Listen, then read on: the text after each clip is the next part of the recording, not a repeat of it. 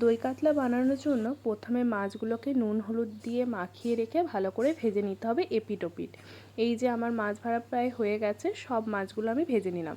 এরপর সেই তেলে দিতে হবে ফোড়ন, তেজপাতা, শুকনো লঙ্কা, এলাচ আর দারচিনি একটু ফোড়ন দিয়ে দিলাম। তারপর দিয়ে দিলাম পেঁয়াজের পেস্ট, আমি 2টো পেঁয়াজ নিয়েছি। মশলা কষতে কষতে বানিয়ে নিলাম একটা মশলা, যার মধ্যে 3-4টে কাজু বাদাম, 1.5 চামচ পোস্ত আর দিলাম সামান্য একটু মৌরি, জল আর 2 চামচ হচ্ছে দই দিয়ে আমি ভালো করে পেস্টটা বানিয়ে নিলাম। পেঁয়াজ ভাজা ভাজা হয়ে যাওয়ার পর দিলাম একটু আদা বাটা, তার মধ্যে দিয়ে দিলাম ধনে গুঁড়ো, জিরে গুঁড়ো আর হচ্ছে পরিমাণ মতো লবণ।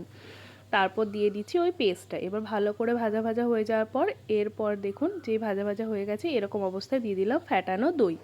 দই দিয়ে ভালো করে মিক্সড করে নিলাম। একটু ভালো করে মিক্সড করার পর দেখুন এরকম কালার আসবে, তখন দিয়ে দিতে হবে পরিমাণ মতো জল। জলটাকে ভালো করে ফুটবে, এরকম ফুটবে যখন, তখন দিয়ে দিতে হবে সেই ভাজা মাছগুলো।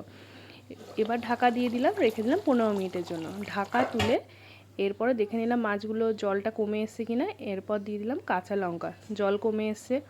আর দিয়ে দিতে হবে একটু চিনি, দিয়ে আবারও 5 মিনিটের জন্য ঢাকা দিয়ে দেবো।